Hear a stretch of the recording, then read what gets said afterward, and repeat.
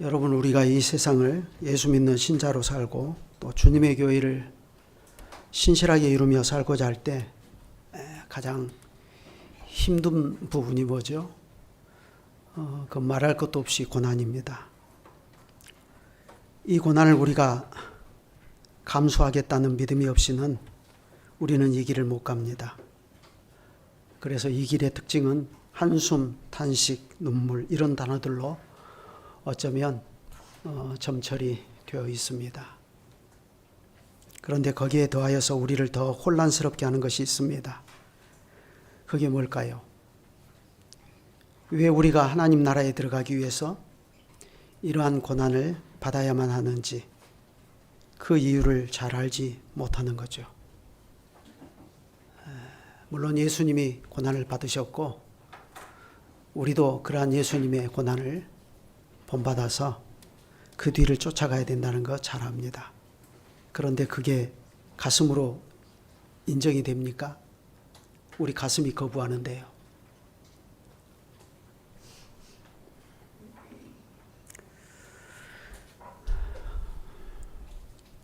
왜 그런 일이 있냐 하면 바로 이 부분에 대해서 우리가 정확하게 성경적인 답을 우리 손에 쥐고 있지 못하기 때문에 그렇습니다. 왜 우리는 예수님이 분명히 우리를 위해서 십자가에 죽으실 뿐만 아니라 부활하시고 하늘에 오르시고 하나님 우편에서 만물을 다스리시는 줄을 잘 알고 있는데 어찌하여 세상은 여전히 주님을 십자가에 못 박아 죽인 이 세상에 득세하고 있는가? 우리는 왜 이런 시대를 살아가야만 하는가? 거기에 대한 정확한 답이 우리에게 주어지지 않았을 때 우리는 많은 경우 믿음에서 좌절해버리기도 하고 믿음을 타협하든지 아니면 손쉽게 예수 믿고 살 수 있는 길은 없는가 하고 고난을 회피하는 방식으로 천국에 갈 수 있는 길을 찾아 모색하기도 합니다. 실제로 오늘날 대다수의 신자들이 이러한 방식으로 살아가지 않습니까? 그건 아마 여기에 있는 우리들도 예외가 아닐 것입니다. 그런 현실이기 때문에 자연스럽게 이 시대에는 복음을 바르게 전하고 순수하게 전하면서 하나님을 참되게 예배하는 교회로 선다는 것은 언제나 좁은 길입니다. 예수님도 말씀하셨죠. 좁은 문으로 들어가라. 멸망으로 인도하는 문은 크고 그 길이 넓어 그리로 들어가는 자가 많고 생명으로 인도하는 문은 좁고 길이 협착하여 찾는 이가 적음이라.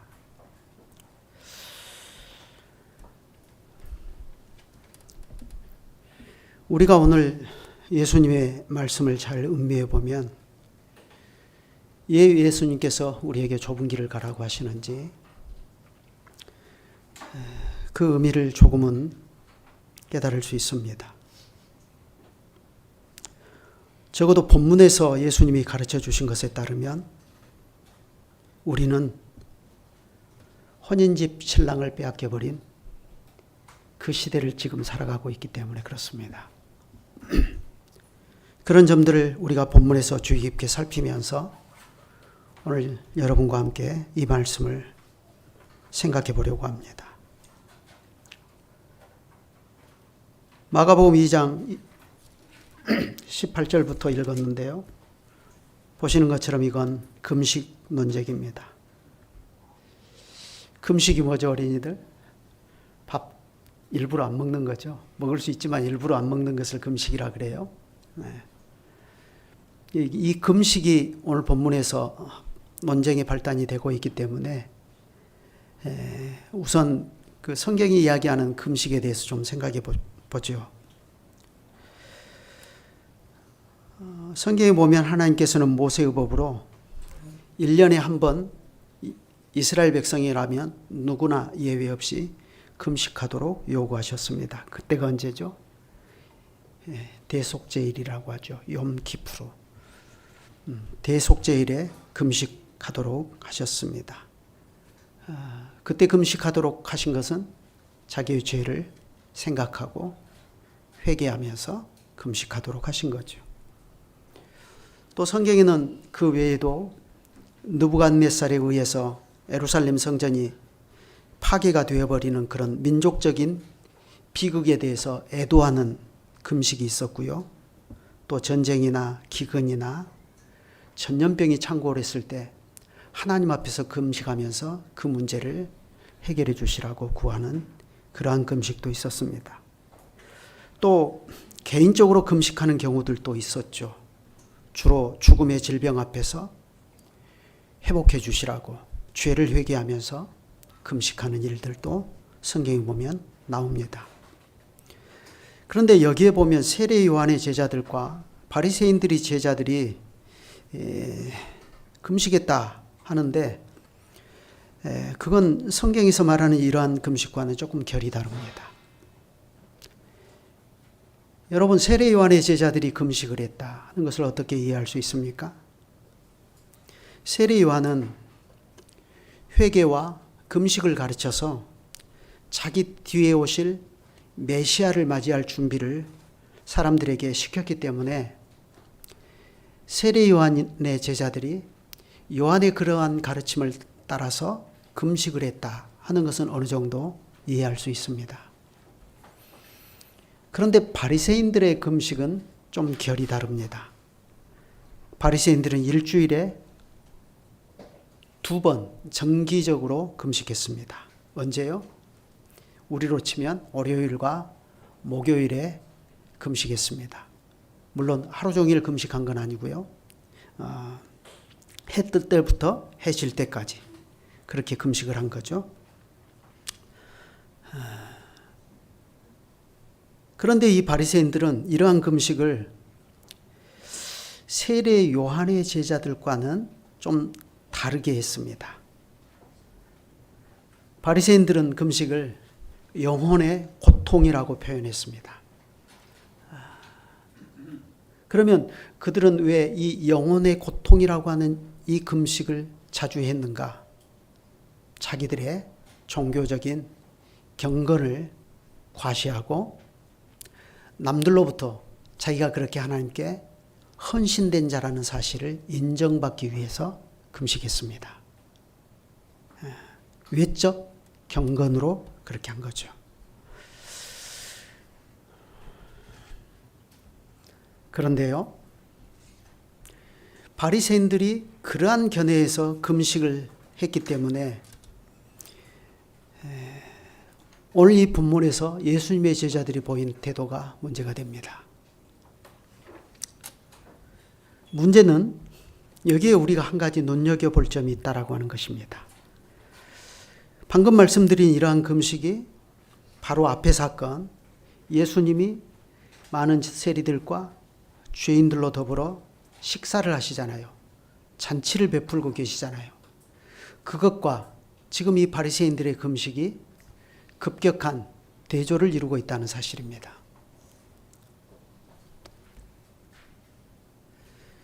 바로 앞에서 바리새인의 서기관들은 예수님의 제자들에게 불만을 나타냈잖아요. 어찌하여 당신들의 선생은 세리들과 또 죄인들과 같은 이런 사람들과 함께 먹는가? 그런데 이 금식 논쟁에서도 어떤 사람들은 이렇게 말했습니다. 요한의 제자들과 바리새인들의 제자들은 금식하는데 어찌하여 당신의 제자들은 금식하지 않습니까? 지금 누구에게 얘기를 하는 거죠? 예수님에게.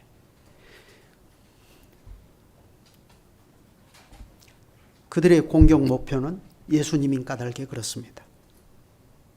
그러니까 이 두 질문이 얼마나 서로 대조가 됩니까? 그들은 말하기를 세례 요한의 제자들과 바리새인들의 제자들은 금식하는데 예수와 그의 제자들은 금식은커녕 먹기를 탐하고 포도주를 즐긴다 하고 그렇게 비난한 겁니다. 거기에 대해서 예수님이 뭐라고 대답하셨습니까? 이르시되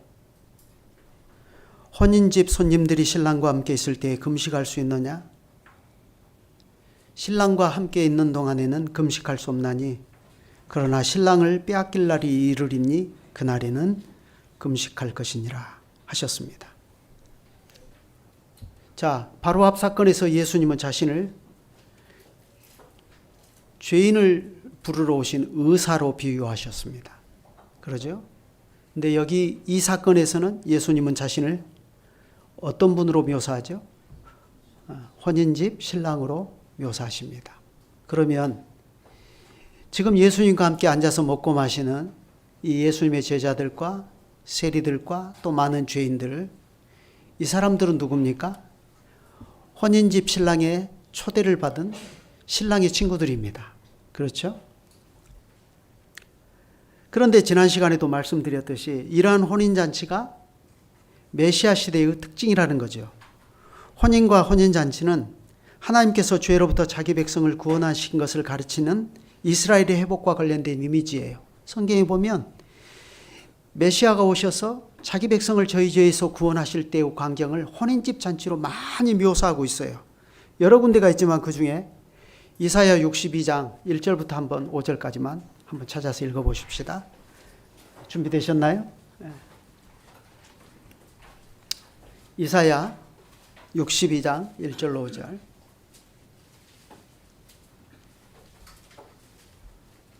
거기 보면 이사야가 장차 그리스도께서 오셔서 이루실 자기 백성의 구원과 그 구원이 이루어지는 그 세대에 대해서 이렇게 말합니다.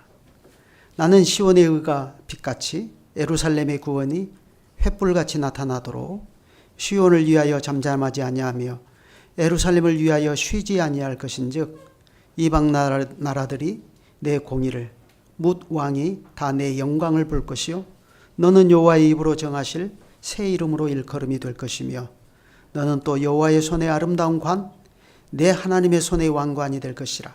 다시는 너를 버림받은 자라 부르지 아니하며 다시는 네 땅을 황무지라 부르지 아니하고 오직 너를 헵시바라 하며 내 땅을 뷸라라 하리니 이는 여호와께서 너를 기뻐하실 것이며 그 다음 말씀이 이래요. 네 땅이 결혼한 것처럼 될 것임이라. 마치 청년이 처녀와 결혼함 같이 내 아들들이 너를 취하겠고 신랑이 신부를 기뻐함 같이 내 하나님이 너를 기뻐하시리라. 이렇게 말씀하셔요. 예수님이 지금 세리들과 죄인들을 취하시는데 마치 신랑이 신부를 취하는 것처럼 취하시니까 당연히 이때의 잔치는 혼인집 신랑의 잔치입니다. 그래서 예수님은 천국을 설명하실 때도 천국은 마치 자기 아들을 위하여 혼인잔치를 베푼 어떤 임금과 같다. 그렇게 말씀하셨다고 했죠. 심지어 요한계시록에도 완전하고 충만한 형태로 다가올 하나님 나라의 아름다움에 대해서도 그걸 말할 때 어린 양의 혼인잔치로 묘사합니다. 바로 이런 배경에서 우리는 지금 예수님이 제자들과 많은 세리들과 또 죄인들과 함께 식사를 하시는 그 장면을 바라보아야 합니다. 지금 예수님께서는 옛 선지자들이 천국 잔치로 묘사한 바로 그 하나님의 나라를 사람들이 보는 앞에서 재현하고 계시는 겁니다. 그걸 가시적으로 지금 보여주고 계셔요. 그래, 이러한 잔치가 지금 한창인데 어떻게 이런 상황에서 금식할 수 있느냐 이거예요. 그러지 않겠어요? 그러니까 정확하게 말씀드리면 예수님께서는 지금 이스라엘의 금식을 잔치로 바꾸고 계시는 거예요. 이스라엘의 금식을 잔치로 바꾸고 계셔요. 그걸 가시적으로 보여줘요. 어디서 그걸 얘기하죠? 스가랴 8장에서 그 이야기를 합니다. 여러분 요즘 조사님과 더불어서 스가랴 보고 계시죠? 8장 18절부터 한번 보십시다. 스가랴 8장 18절부터.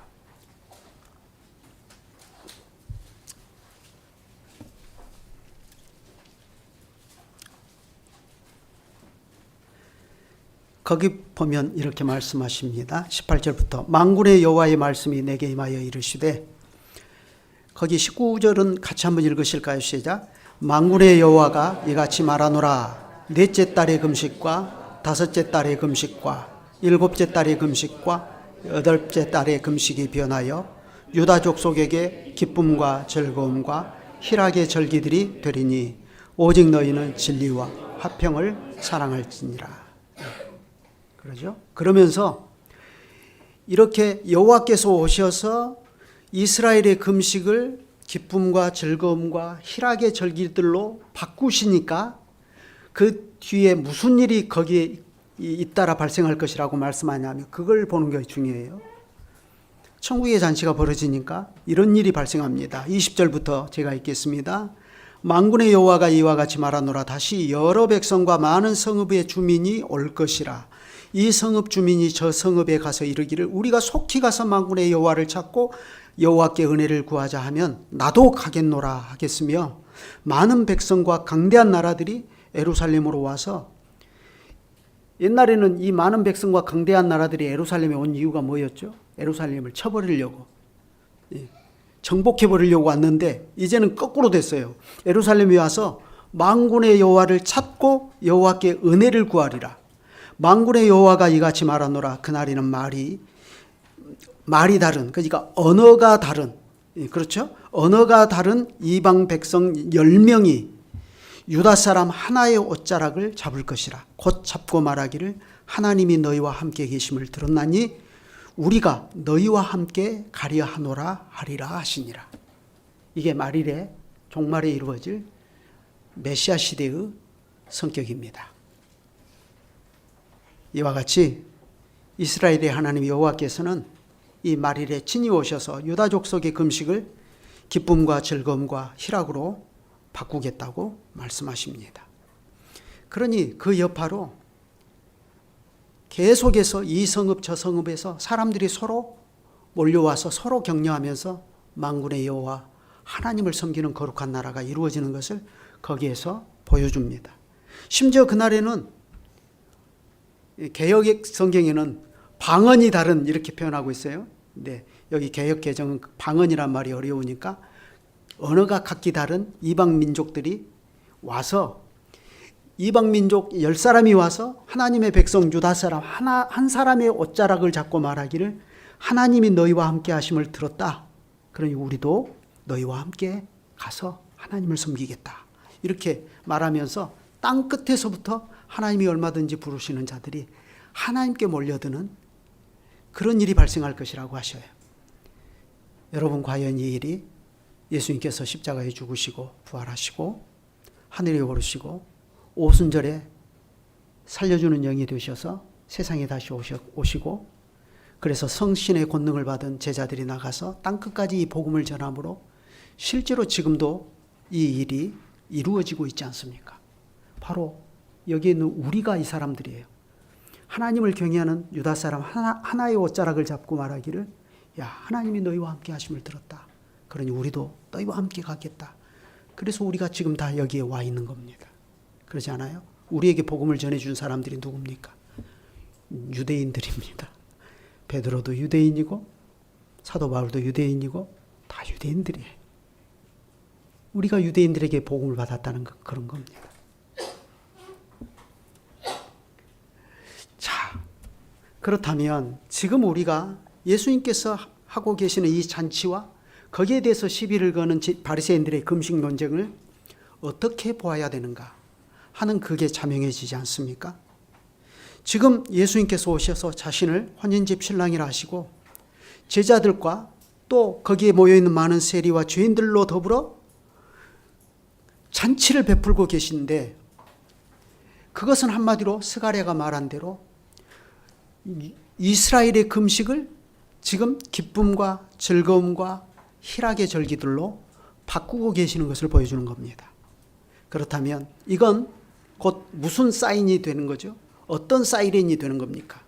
북한에서 전투기가 쫙 넘어오면 왱 하고 사이렌 울죠?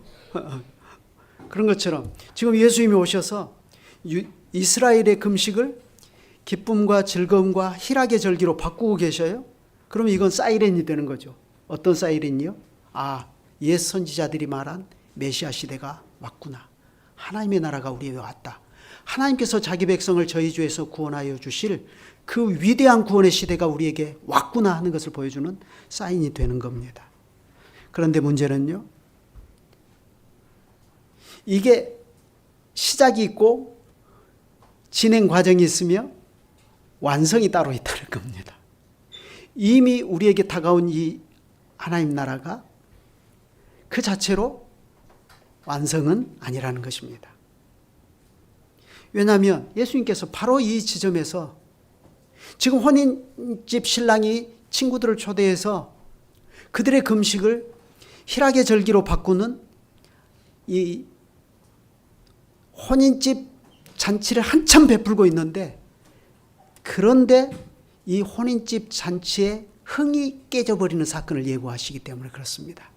그게 뭐죠? 혼인집 신랑을 빼앗겨 버릴 날이 이를 것이다, 이렇게 말씀하셔요.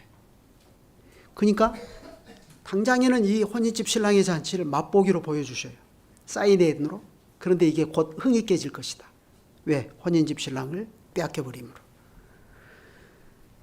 그러니 그때는 금식할 것이니라, 이렇게 말씀하십니다.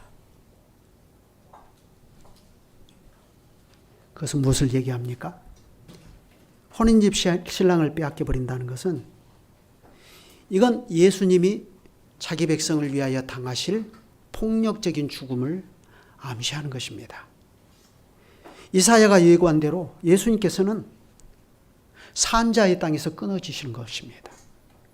따라서 이것은 지금 예수님이 자기 제자들과 또 많은 세리들과 죄인들로 더불어 현재 누리고 있는 혼인잔치에 먹구름이 낄 것을 예고하시는 거예요.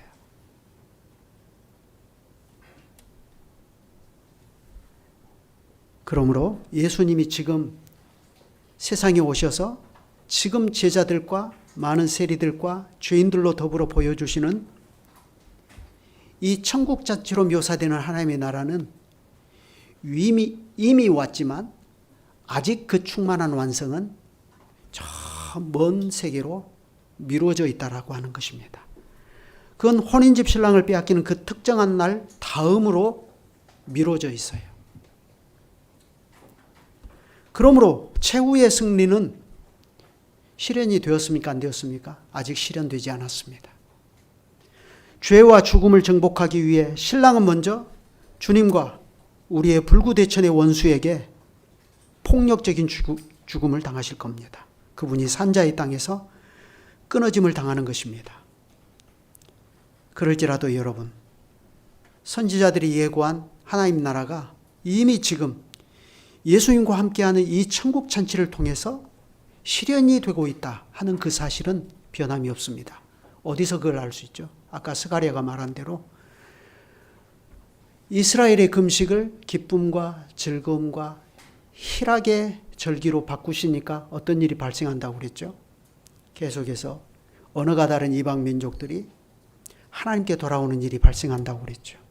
그 일이 지금 이루어지고 있잖아요. 그러니까 한 면에서는 하나님의 나라의 실제가 이루어지고 있습니다. 그런데 한 면에서는 아직 완성은 아니라는 것입니다. 그렇기 때문에 이건 분명히 새로운 것입니다. 새 시대가 이미 왔습니다. 그렇지만 이것은 예표와 그림자로 모든 것을 말하던 옛 것과는 다른 겁니다. 옛 시대와도 분명히 다른 거예요. 그러니 예수님께서는 그 사실을 두 개의 비유로 말씀하십니다. 하나는 새 천 조각에 관한 것이고 하나는 새 포도주에 관한 것입니다. 주님께서는 먼저 말씀하시기를 생배 조각을 낡은 옷에 붙이는 자가 없다 하셨습니다. 이건 당시 유대인들이라면 누구라도 다 잘 알고 있는 사실이에요. 그렇게 하면 새 천 조각에 낡은 천 조각을 당겨가지고 오히려 더 그 헤어짐이 심해버린다는 것을 그들은 너무나 경험으로 잘 알고 있어요. 마찬가지로 새 포도주를 낡은 가죽 부대에 넣어서 보관하는 자가 없습니다. 그렇게 되면 어떻게 되죠? 새 포도주가 발효가 돼서 부풀어지는 과정에서 낡은 가죽 부대를 터뜨려 버리기 때문에 그렇습니다. 그러니 새 포도주는 새 부대에 담아야 한다 하는 것입니다. 예수님이 이처럼 주님 자신이 세상에 오심으로써 몰고 오신 하나님의 구원은 세례 요한과 바리새인들에 의한 옛 체계와는 질적으로 다른 새 것이라고 하는 사실을 강조하셨습니다. 그러니 예수님이 이제 이스라엘의 금식을 기쁨과 즐거움과 희락의 절기로 바꾸고 계시는 이것을, 이 새로운 것을 옛 것인 옛 체계 안에 억지로 우겨 넣을 수가 없다고 말씀하십니다. 그런데 바리새인들은 어떻게 해버리려고 합니까? 그들은 기어코 새 것을 옛 체계에 우겨 넣는 방식으로 그들은 결국 혼인집 신랑을 빼앗아 가버릴 겁니다. 그렇게 되면 어떤 일이 발생하죠? 새 포도주가 되시는 예수님이 바리새인들이 그처럼 중요하게 떠받들고 있는 낡은 가죽 부대를 터뜨려 버릴 것입니다. 예수님은 그러한 방식으로 율법의 완성과 마침이 되려고 하시는 것입니다. 실제로 예수님이 십자가에 죽으실 때 성소 휘장이 찢어졌습니다. 이로써 옛 체계를 찢어버리시는 주님의 사역이 상징적으로 드러나지 않습니까? 실제로 예루살렘 성전은 그 뒤에 완전히 무너져서 2000년이 지난 지금까지도 그 성전은 복구되지 못하고 있습니다. 하나님께서 안 하시는 것입니다. 새로운 구원의 시대가 열렸습니다. 예수님은 죄인이 황소와 염소의 피가 아니라 오직 하나님의 아들 예수 그리스도의 피로 새롭게 되어서 하나님께 나아가는 새로운 시대를 우리 앞에서 열어주신 것입니다. 그런데 여러분, 그걸 모세의 수건으로 눈을 가리고 있는 그 사람들의 관점에서 보면 이해할 수 있습니까? 이해 못합니다. 그들은 이걸 이해를 못할 뿐만 아니라 그들은 오히려 예수님이 가져오신 이런 새로운 체계가 자기들이 붙잡고 있는 옛 체계를 허무는 이단이라고 판단하고 그들을 하나님의 원수로 규정해서 죽이려고 하는 것뿐입니다. 실제로 스데반을 돌로 쳐 죽이죠. 예수님도 죽이고. 그렇지만 예수님께서는 성만찬에서 말씀하신 것처럼 자신의 피 흘림을 통해서 죄인을 구원하여 주시는 새 시대를 여십니다. 결국 예수님은 십자가의 죽으심을 통해 온전한 구원을 이루십니다. 그러나 주님께서는 이 모든 것을 오로지 혼인집 신랑을 빼앗기는 방식으로 이루십니다. 그러므로 그리스도의 죽음이 2장부터 3장까지 갈릴리 논쟁이 5개가 자리 잡고 있는데 그 논쟁의 중앙에 이것이 자리 잡고 있고 결국 이 논쟁의 결론이 3장 6절에 가면 이렇게 결론이 맺어지는 것은 너무나 자명한 것입니다. 3장 6절 한번 보실까요? 이건 오후에 보시겠지만 미리 한번 보십시다. 바리새인들이 나가서 곧 헤롯 왕과 함께 어떻게 하여 예수를 죽일고 의논하니라. 혼인집 신랑을 빼앗겨 버린다는 말이 무슨 뜻인지 3장 6절을 보면 알 수가 있는 것입니다. 자, 그렇다면 여러분, 우리는 이 말씀에서 이제 무엇을 생각해야 되겠습니까? 이제 우리는 이 강설의 서두에서 제가 제기했던 문제에 대해서 생각해 볼 차례가 되었습니다. 그건 본문이 전하는 몇 가지 교훈과 연결되어 있습니다. 첫째, 우리는 이 본문을 통해서 예수님이 가져오신 새로운 시대의 변화에 주목해야 됩니다. 아무리 강조해도 그건 과하지 않습니다. 새 시대의 변화에 주목해야 돼요. 예수님은 옛 선지자가 예고한 바와 같이 세상 끝에 오셔서 그분은 자기 백성의 금식을 기쁨과 즐거움과 희락의 절기들로 바꾸고 계십니다.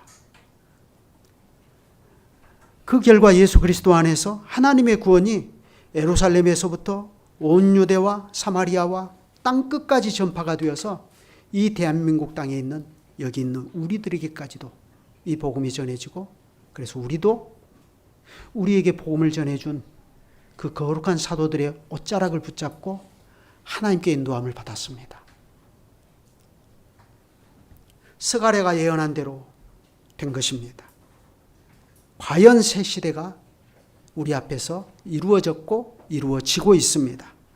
바로 이것이 오늘 여기에 앉아서 삼위 하나님께 예배를 드리고 있는 우리와 우리 자녀들의 존재가 가능하게 만드는 비밀입니다.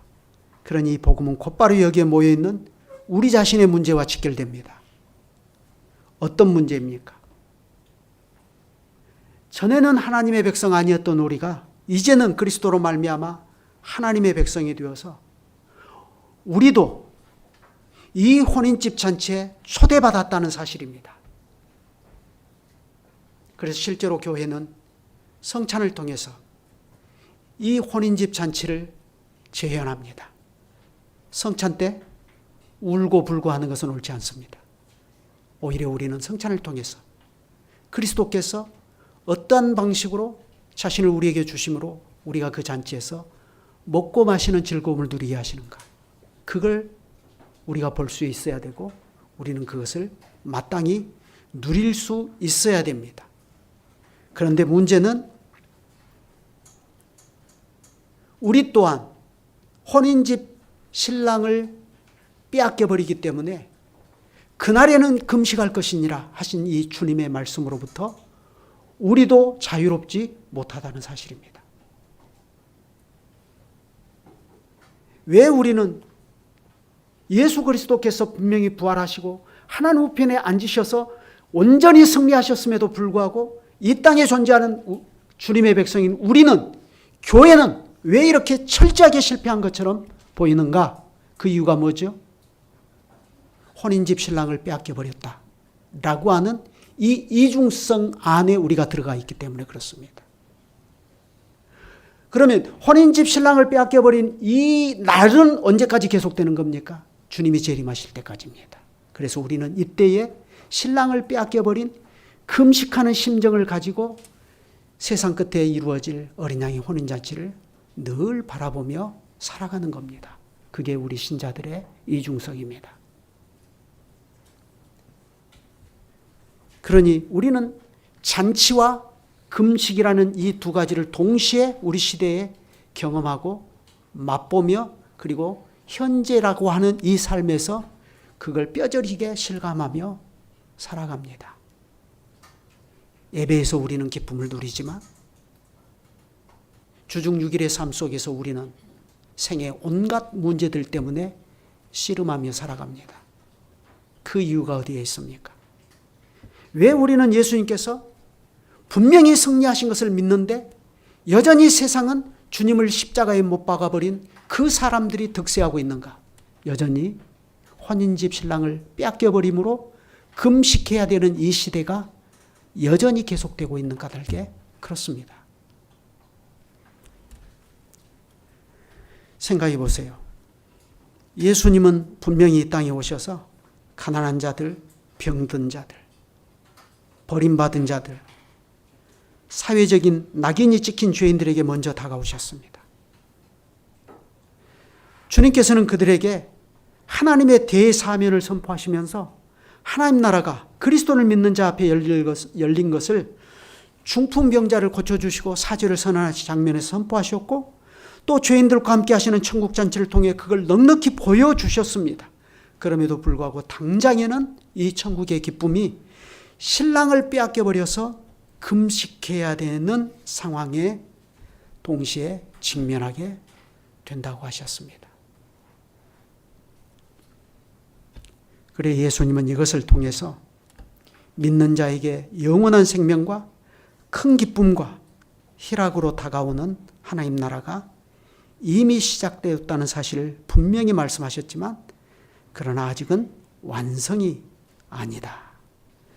그러니 그 나라가 최종적인 승리에 도달하기 위해서는 예수님을 따르면 혼인집 신랑을 빼앗겨버리는 것과 같은 금식을 유발시키는 그 고통의 과정을 우리가 반드시 통과해야 된다라고 가르쳐 주시는 것입니다.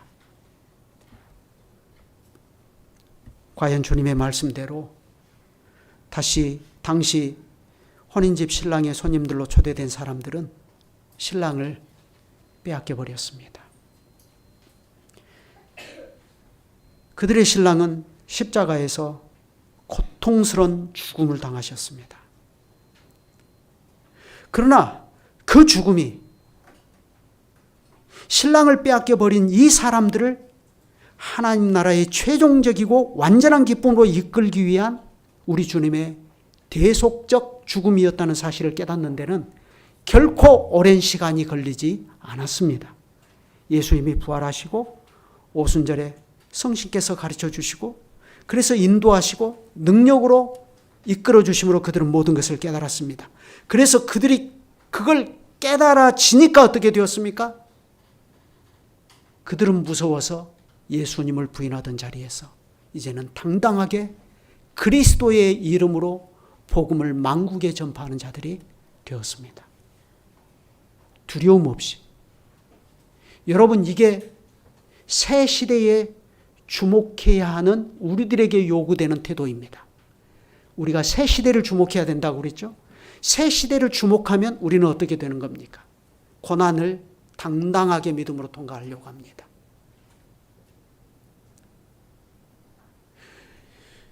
죽기를 두려워함으로 일생에 매여 종로로 타던 거기에서 하나님이 우리를 살려주신 것을 깨닫고 죽음을 통과해 버립니다. 그게 베드로와 사도 바울과 주님의 제자들을 통해서 넉넉히 우리가 확인할 수 있는 내용 아닙니까? 똑같은 사내들인 공의 앞에서 베드로는 죽기를 무서워함으로 예수를 3번 부인했습니다. 그런데 부활하시고 오순절에 성신께서 모든 진리를 가르쳐 주셨을 때 베드로는 그 똑같은 공의 앞에서 생각해 보십시오. 우리가 사람의 말을 듣는 것이 옳겠습니까? 아니면 하나님의 말씀을 듣는 것이 옳겠습니까? 우리는 그리스도의 이름으로 말하고 전하는 것을 멈출 수가 없습니다 하고 대답했습니다. 그게 새 시대를 바라보는 사람들의 특징입니다. 여러분, 과연 오늘 우리가 이렇게 하고 있습니까? 예수 그리스도 안에서 시대가 달라졌다, 새로운 시대가 왔다는 것을 감지하는 사람들은 이런 것입니다. 그렇지만 그들은 혼자 예수 믿어서 천국에 가는 것으로 만족하지 않습니다. 그들은 하나님께서 우리를 이렇게 각자 다 불러서 유대인과 이방인이 그리스도 안에서 하나가 되는 거룩한 교회로 불러 모아 우리가 다 그리스도 안에서 한 몸을 이루게 하신다는 사실을 잘 깨닫습니다. 그러니 그것을 깨달은 사람들은 세상을 살아가는 이 고난의 시기 동안에 그들은 교회를 어떻게 생각하며 바라보겠습니까? 교회를 자기가 선택할 수 있는 것이라고 생각하겠습니까? 교회는 시간이 되면 오고 형편이 안 되면 안 나가도 되는 것으로 생각할 수 있겠습니까? 그럴 수가 없는 것이죠. 그렇지만 분명한 사실은 이 고난을 믿음으로 뚫고 가면서 새 시대를 주목하는 가운데 교회를 이루고 살아가는 우리의 현실이 지금 한편으로는 하나님 나라의 승리를 맛보며 살지만 또 한편으로는 신랑을 빼앗겨버린 금식의 날을 통과하고 있다는 이 사실을 우리가 분명하게 인식해야 한다는 것입니다. 바로 이것이 주님께서 너희가 생명으로 가려면 좁은 길로 갈 수밖에 없다라고 말씀하시는 이유가 되는 것입니다. 예수님께서 자기의 고난으로서 마침내 영광에 들어가신 것처럼 우리도 이 그리스도의 본을 따라 그 자취를 따라가게 하셨기 때문입니다. 그러니 좁은 길은 선택이 아니라 혼인집 신랑을 빼앗겨버린 지금 이 시기를 지나가고 있는 우리에게 그것은 피할 수 없는 숙명입니다.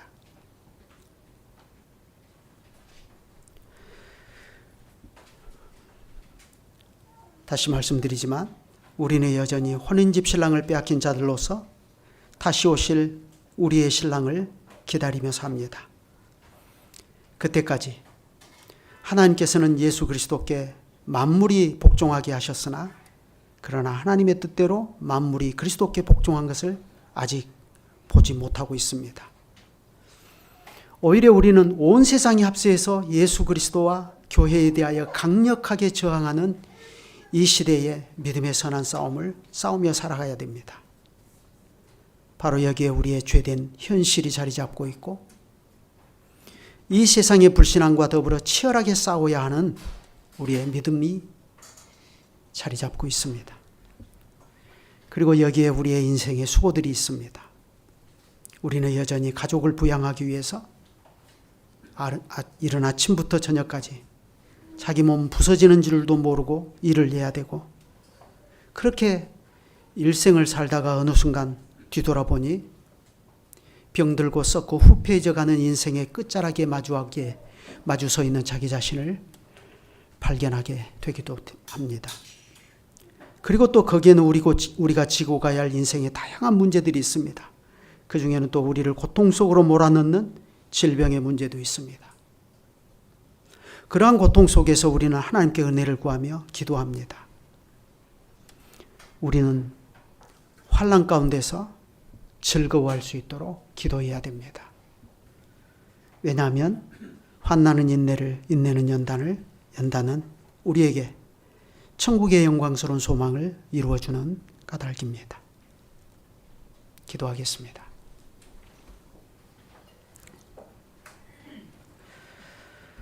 거룩하신 주님, 오늘도 저희에게 혼인집 신랑을 빼앗겨버린 방식으로 약속하신 구원을 주님께서 이루어 주시는 사실과 이로써 우리도 천국의 기쁨을 누리면서 동시에 혼인집 신랑을 빼앗겨버린 사람들 앞에 주어진 금식의 시간들을 살아가야 하는 이 현실을 저희가 잘 이해할 수 있도록 주님의 말씀을 전해주셔서 감사합니다. 주님의 이러한 교훈이 우리의 공고한 날들 가운데서도 우리가 힘을 내서 주님을 섬기는 그 길을 재촉할 수 있게 합니다. 그렇지만 연약한 인생들로서 저희는 머리로는 이해하는 것을 가슴으로 인정하고 받아들이는 데는 여전히 어려움을 많이 겪습니다. 바로 이것 때문에 복음을 많이 배울지라도 실제로 저희가 한 인생으로 이 땅에서 돈을 벌기 위해서 살고 또 경제활동을 하고 또 혼인하고 가정을 세우고 나가는 일에서는 믿음의 자태가 바르게 드러나지 않는 경우들도 많이 있습니다. 그러한 저희들을 주님께서 불쌍히 여겨주시기를 구합니다. 주님께서는 그러한 저희를 위하여 예수 그리스도 안에서 약속하신 하나님의 나라가 완전하고도 충만한 형태로 실현될 어린 양의 혼인잔치를 날마다 바라보며 그것 때문에 우리의 기도에서 주님의 재림에 대한 기대와 종말에 대한 갈망이 언제든지 식지 않도록 하셨으니 그것이 저희가 오늘 이 좁은 길을 따라 주님의 교회를 이루면서 살아가는 현실이 되게 하여 주시기를 구합니다. 그 믿음으로 우리가 각자 우리 자녀들을 권하여서 너도 나와 함께 장막에 거하자 하고 자녀들을 참된 믿음의 길로 이끄는 동력도 되게 하여 주시옵소서. 주 예수님의 이름으로 기도드립니다. 아멘.